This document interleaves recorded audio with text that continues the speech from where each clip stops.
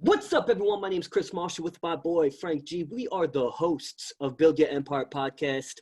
Frank G, tell the people what we do. What's going on, everybody? Chris and I, we discuss established empires while showcasing us building ours. So, Frank, I have a lot of things on my mind. Before we even get to it, one, it's a pleasure to do a show with just you, just us, not having a guest. Has been a while. It's been, what, 2-3 weeks? It's been a while. In fact, on my Instagram, Leave a Legacy Chris, give it a follow. I put out a poll, what episode do the listeners want? Do they want me and you? Do they want a local business owner? Do they want a famous rapper, my boy, who I know, who made it? Or do they want Ankit? And we actually came in second. So it looks like we are what the people want. Well, we're going to give the people what they want then. And I'm going to guess the first was Ankit. I think the first actually was the rapper. Yeah, that could make sense to people that don't really know us. Who doesn't want to hear a famous rapper? Yeah. Like who do you know that's famous that's a rapper? Well, one of my clients, who's my boy, who has songs with Shaq and Kevin Gates, and he's popping. And look, if you make a living off your art and profession, that's or amazing. Your hobby, you made it. And so, we definitely want to talk to you. Yeah, 100%. And he's gonna come on. I mean, our shows essentially go up to infinity, so we have time to bring people on. But that's gonna be a fun show, certainly. But then people want us, and I mean, I'm pretty wild up right now. I feel like a little Rottweiler. And look, man, I'm just gonna call it what it is. We're 29 years old. We're Italian from Staten Island. Yes, sir. We still live at home because we don't have any girlfriends yet, right? Yep. Italian tradition, typically you don't move out until you really find someone, and then I guess you move out together. And we said multiple times, the three biggest financial mistakes in your 20s or from the 18 to 25 age gap is, do you recall? A car lease, college, and your credit cards. Now, what I'm noticing is hitting this age of getting close to 30 is people are making mistakes, or they think real estate is much simpler than what it fucking is. Well, that's because they watch the shows. I mean, the shows on TV of flipping houses, they make it seem like it's so easy. They're not showing them the back end work of how many contractors they have to talk to, electricians, realtors. So we can get into flipping houses, which is also extremely difficult, and I've done tons and tons of hours on research to try and do that, and that's a business in itself. But I'm talking about just people who are, I guess, moving out, or they're hitting an age where they feel that they should be a homeowner and they want to make this move. And I don't think people understand how impactful this particular move could be and how detrimental it could also be. Well, yeah, you certainly don't want to be house broke, but if they think they have to move out before they know they can handle it, then that just means society has put pressure on them, and they've let society put pressure on them. And that, I guess what happens, well, yes, I agree, but could it also be the same silliness that they've had when they made the silly car lease or the credit card, neglecting their payments? Like, isn't that the same intelligence? You could almost understand a 21-year-old who mistakenly buys a car or like gets his credit card up to $2,000 and can't pay it off. Those are mistakes you expect at 20. Obviously, we didn't do that, but not at 30 years old. I'm thinking, where your financials lie. You can't be buying a house that you can't afford. I would not put that past on the average person who like, dude, I don't think we're average. We're as sales guys who are internally extroverts, although I'm an introvert. As sales guys, you pick people brains, you network, you understand financials. The average person the average American has like $6,000 saved up in their bank account. This is not even an episode that they probably are listening to. Well, then you're not thinking about a house for damn sure. You may even think about renting. but this is the problem that I'm seeing, is that we're fortunate in the sense that our culture and traditions enabled us to save our pennies. But most people are not that fortunate, and then they get excited from the society in which you concluded, Mm. and now they, I mean, look, you can buy a house and put 5% down. 5% on a Oof. $300,000 house is $15,000. Okay, great. Now people have $25,000 in their bank account. They buy a 5% down house, closing cost. You end up having like 5 grand in your account. That's even if you can get approved by the bank. Now what? Now what? Yeah, well, now you have zero, money in emergency cases, or even just you need to have that money in case something ever happens. You need to have a year's pay of mortgage So plus. I just had my sister over, and we I mean, all love to my sister. It wasn't like an argument, it wasn't heated, it wasn't nothing, but like I was getting slightly heated because, you Mm. know, like my parents are retired, they're old, they own 2 houses. So 6 months of the year they're in the house I live, 6 months of the year they're in a different house. So it's like half the year I live alone regardless. Although I do see reaching the 30 age where, all right, I gotta spread my wings, baby. You know what I'm saying? Yeah, of course, because I mean, you now want to create your own life, your own house, your own You want to lay on your own couch and shoot in Of your own desk. of course. But and smoke my own weed in my own living room. There But you go. but my sister is just like, you just have to do it. You have to do it. And I'm sitting there like, it is much more complex than what you're saying. She's like, but you have the money, you can do it. I understand. It's way more complex. Do you get a condo versus a house? Do you get a Where co-op? do Do you you buy the go? condo? Where do you want to go? Well, I mean, yeah. What neighborhood are you ready? Do you have the reserves? Can you furnish the place? Can you have money in the market for investments like how I want to have my money? Right? I don't. While purchasing A a house. home. Yeah. If I got to put $80,000 down on a house, great. I'm a homeowner. I still need like another $80,000 to do what I want. My friend, we live very lavishly. I don't know if you're aware. Yeah, we live the life, man. Yeah, We I live it like together. I like fucking penthouse on beaches. I like having fucking yachts in the middle of the fucking Mediterranean Sea, although it's not the Mediterranean Sea, but it's the only sea I could think of currently. I'll take it. Yeah, wherever the fucking sea is down in South America, that's where we were in a nice 120-foot yacht. I like that lifestyle. I don't want to put all my money in a goddamn house that isn't even that nice of a goddamn house where I can't live that lavish lifestyle. Well, yeah. So I mean, some people choose they don't buy the house yet and they go travel and explore the world. I mean, essentially, you could do both, but If you're smart, you certainly need more capital than the average American has in their bank account.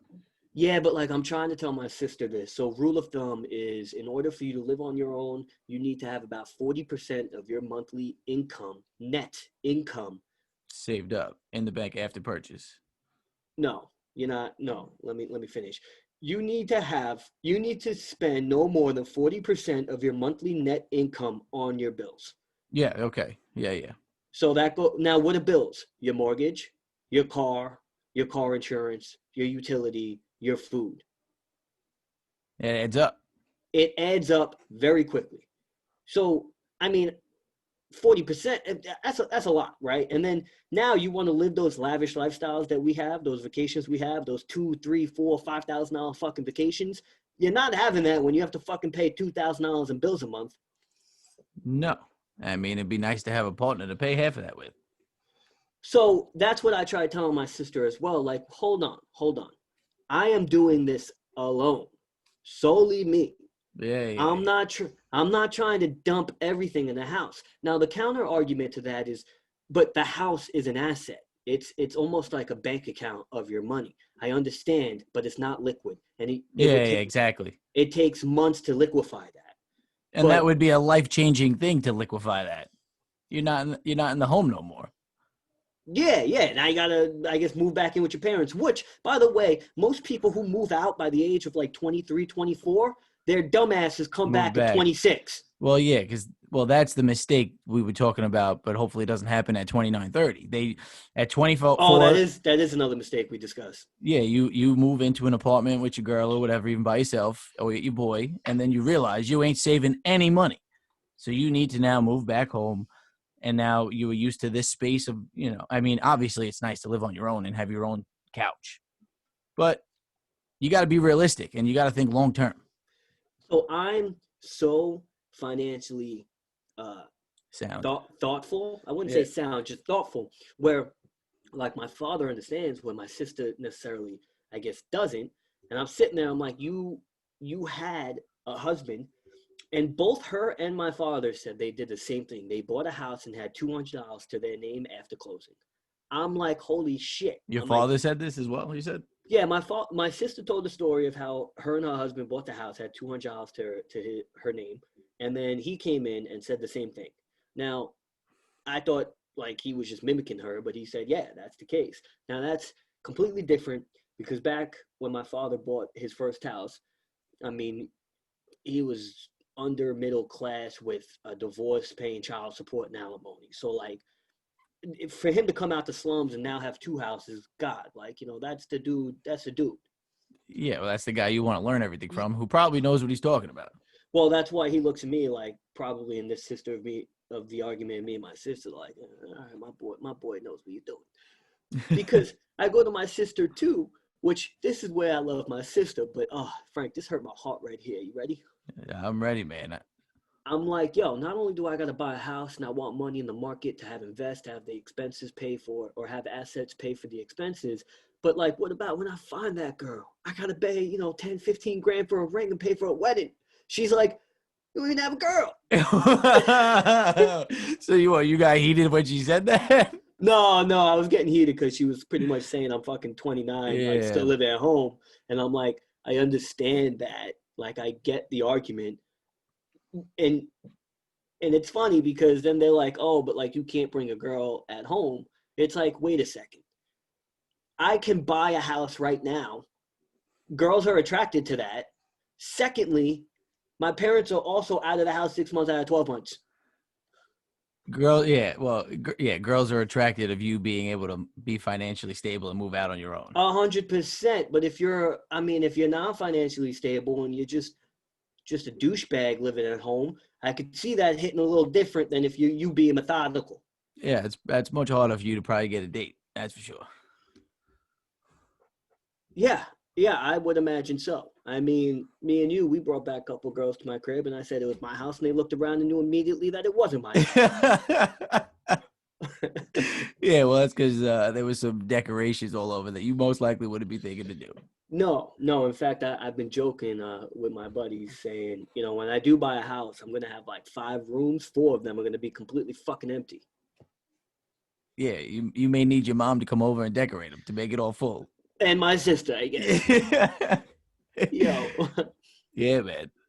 But I guess that kind of goes back to what you said when you said a girl makes a house a home, because she 100% a girl makes a house a home. she may want to decorate that, make it look nice, and you're gonna appreciate it, but you may not be thinking all that. You're thinking other things. Yeah, like how to buy more shit for the home. Yeah, no, for sure. So shout out to our boy Greg. I called Greg on to see if he want to hop on prior to recording. Greg owns his own event planning business. Greg's the man. Greg is engaged to his beautiful future wife, fiance, Danielle. I know them for like ever. We went to their house the other day. Good people. Beautiful goddamn house. Beautiful goddamn house. Wait, like from a decorative standpoint.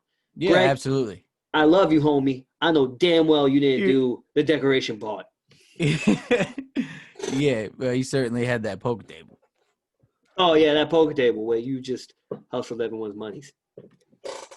It just ended that way. That's not normally the case, man. I normally don't like gambling because I hate losing money for no damn reason. I'm with you. I mean, but when you're around good people, I guess it's okay to throw a quick couple hundo up just to have a good time for a few hours. Good people or bad players? Good people and some mediocre players. You're being nice there saying mediocre. Tom, you suck. Oh man, certainly some good laughs at Greg's house. But yeah, no, that house was beautiful, and I think Greg's our age or a little younger, but he seems financially stable more than a lot of people. Of Is he well, that's. is he ready though to pay for that big wedding? I mean, some people don't have big weddings, but a big wedding can certainly set you back. I mean, it seems like the typical wedding median price is about 50,000, and that's Yeah, on a smaller side. that is small. Yeah.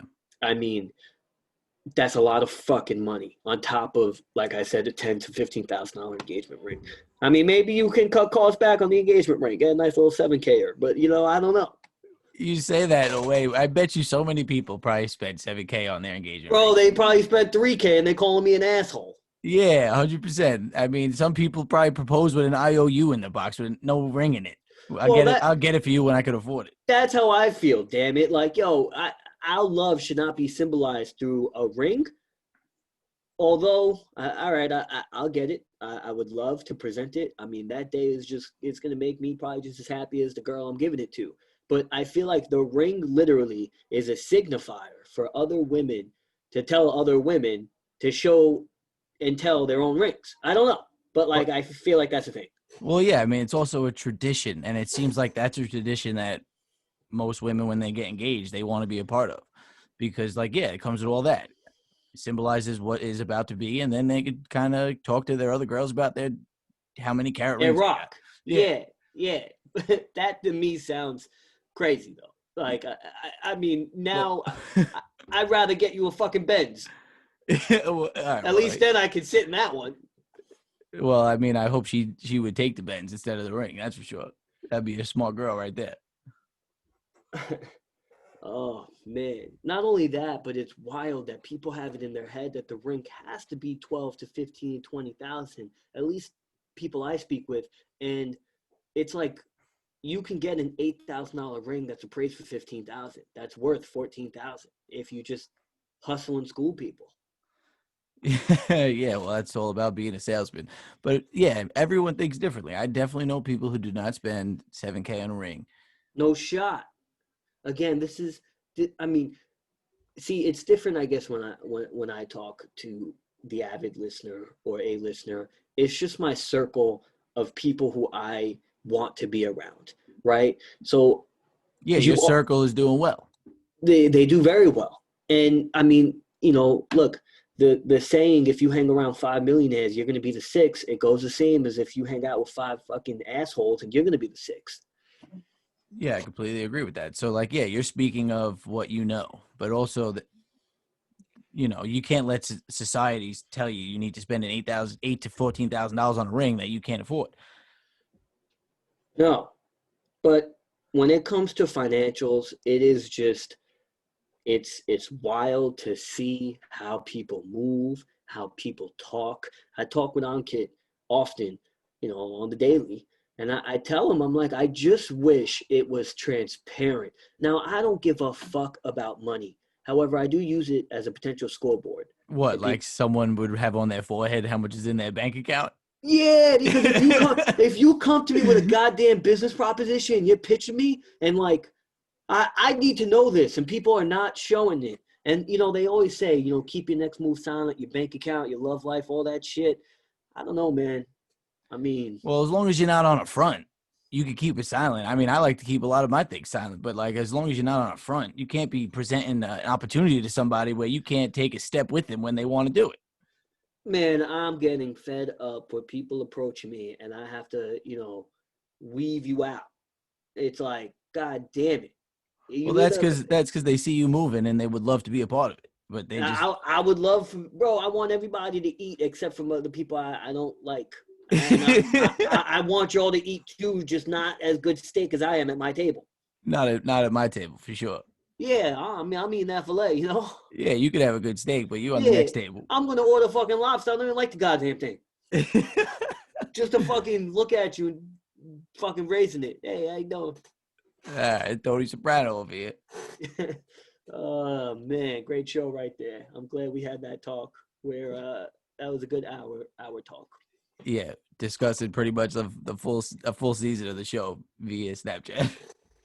Yeah, I mean that goddamn show gives me stress just talking about it. I mean, there's so much to it. They certainly don't make money the legal way though, but they certainly get a lot of it. I mean, Ed fucking proves the point where if you hang out with 5 goddamn mobsters, you're probably gonna be the Being sixth. moms, yeah, yeah. That's But you know what? You're probably gonna make a shit ton of cash. you may also get clipped. You're definitely getting clipped or you're going to jail. Yeah, there's only two ways out. I mean, that's a fact. And that goes with every fucking illegal thing you do. You will eventually get caught. It's just a matter of due time. Well, just be an honest person, that's for sure. That's the Look, circle I want to be around. I tell my boss all the time, I work hard with good intent. Whatever happens, happens. Yeah, you're not purposely. If something bad happens, it wasn't like you set out to do something purposely bad. Is that what you mean? My guy, last month I had 35% of quota in the sales job. So what? You saying that was I'm bad? You're the bad guy here? I'm saying terrible. I thought I was going to get fired or get spoken to. I had to like go through and audit all of my work. And I'm sitting there now and I'm working like 300% harder than I normally do because I have to showcase to management that like I actually am trying, because now that you're remote, it's problematic because how can you micromanage if that needs to be the case? And now this is an abundance of stress. And I know the goddamn answer. It's just, it is what it is. The conversion didn't go my way. This is sales. The next month, this month, I literally am at 150% of quota. And I go to my boss, I'm like, yo, I worked way harder last month than this month. I did nothing this month, and this is the result. What up? So, well, yeah, you can't view past performance grades on what the future's going to bring. Unless, I mean, as long as you're working hard, that is. As long as there's something there. Well, that's my point, though. My point essentially is, though, I did terrible last month. And worked harder. But worked, yes, with always good intent. And I'm always working, like, sufficiently to where you would want me in the company. You see what I'm saying? But to from an outsider looking in at the numbers, it's not all about numbers. And I mean, I guess that ties in with the whole goddamn conversation. It's just hard to fucking be transparent because there's so much more to the game. Well, that goes to anything. It's hard to be complete. It's hard to read everyone's transparencies. Are you telling me what you really want out of this? Are you really working hard with good intent? But I mean, it's much different when you're working from home and no one can see you. And I understand, which is why I made sure that, like, I put in a little more effort. But because they could judge you without really knowing instantly. Which I understand. And my boss came to me. He's like, Chris, I know you work and give a shit, but my boss don't know that. Yeah. Your boss has to tell his boss how he knows you give a shit and not look bad. I get it. But then the next month when I'm literally doing I'm having a career month of my life. Like, this is the best month. Now I could turn around though, and I have a little bit of leverage to be like, yo, boss, nothing changed. Well, what's going on here? Yeah, well, that big sale's always just around the corner, man. That good month is always coming. Well, it's about the conversions, right? So I had 18 possible deals that I could close. I closed 16 of 18 deals. I don't know what that is, but that's close to a 90% booking rate. That is insane. Where last month, I had 5 out of 18. So your quota's been 18 the whole time? No, your quota changes, right? So, So my quota this month was 12, where I have 16, 17 deals, so I'm way over quota. Where last month, I had a quota of 18, but I only even had 17 deals to potentially close. So I was losing off the get. Did they lower your quota, though, because of your performance last month? So that's that's like a hidden conversation between the reps. We don't know what the boss does. We don't know how exactly that's calculated. If maybe he wants to, sprinkle some more deals for this guy. It's behind the scenes. Yeah, we don't know what that is. I would imagine he has a little bit of leeway, and you have to make all your reps make money to some extent and feel like they're winning. Yeah, I mean, you want to win with your crew. I mean, your crew helps you win as well. Yeah, so even if it's a round robin where every month someone got like an easier quota, I'm okay with that. The problem is The guy who has a family with 4 kids who has mortgage payments, he can't play that game. No, but this is the game he's in, sales, right? Now, granted, some sales jobs, they do like an LY. I don't know about last month, but like, if you do bad LY last year, they're going to lower your quota for this year. I don't know how it works from monthly. Usually that's just all set for me anyway. The whole year would be set for me. Well, this whole year is a fucking anomaly. Well, I yeah, don't it's like a crapshoot. Who the hell knows? I don't know a damn thing. I thought like for 6 months I couldn't make commission that had a 15% pay increase, and I'm gonna make my year to date the same amount as I made last year. Increase or decrease? This is literally almost the same exact amount plus money in the stock market. So I essentially Yeah. made more money this year than I did last year. In a pandemic where the social classes are dividing astronomical, Yeah. middle class to rich to poor, it's just getting more and more and more separated. And I'm now working remote where life is easier, making the same amount of income. The only problem is you can't do jack shit. What are you going to do? Gyms just got locked down. Oh, man. Yeah, that actually, I got an email too from my gym. I did not feel good, but I already got plans to clean out the basement. I got some equipment. I'm going to have to throw out a lot of shit because I got a hoarder that likes to collect stuff downstairs. No offense, Aunt Weezy. I love you. But I got to make. Weezy F, baby. Yeah, I'm definitely got to make a home gym. It's funny when all your boys know there's no gym and they know you have equipment, they're ready to help you. I mean, I plan on, I got to buy me some gloves. I'm going to be working out in the cold in 20-degree weather. I'm gloves ready. that way. I thought you would say like some boxing gloves. No. I mean, dude, my workouts now are getting so goddamn, like, I just do mad pull-ups, just mad pull-ups. People like, it's funny because a pull-up is so hard to do. And then when you tell people all you do is pull-ups, and then you tell them you do 50, 60, 70, 80 pull-ups, and they're like, what the fuck? Like, Well, I can't it's do 4. well, I mean, it really certainly depends who you're talking to. Because if someone works out 0% or even 10%, they're not doing pull-ups. But like, if you're working out with someone who is in the right body weight category, they may So be able to do pull-ups. that's the thing though. I mean, even someone who is working out, who works out 5 times a week, may necessarily can't do pull-ups depending on their body weight and Yeah, shit. yeah. I mean, that's typically would be a body weight thing. Yeah, if they're like a little overweight, they're probably not in the upper body strength Not area. even that, but if you're fucking weighing If you're 230, I was literally gonna say if you're 230 and you're fucking 6'1", 6'2", you're probably not. that's a pain in the ass. Yeah, of course. But I mean, I could do pull-ups. I know some of my buddies can't, but they go for like they go for power like more in the gym. I like to have high endurance. Yeah, my guy needs it for the bedroom. Yeah, well, got to get practice somewhere. I tell you, not in 2020. Yo, with that being said, I think we're ending this one. I mean, I need to chill out. There's only one way for me to chill out, and I could do that legally in New Jersey, but in New York, we're just gonna keep it quiet. Yeah, I'm out. we'll get there. We'll see you guys next time.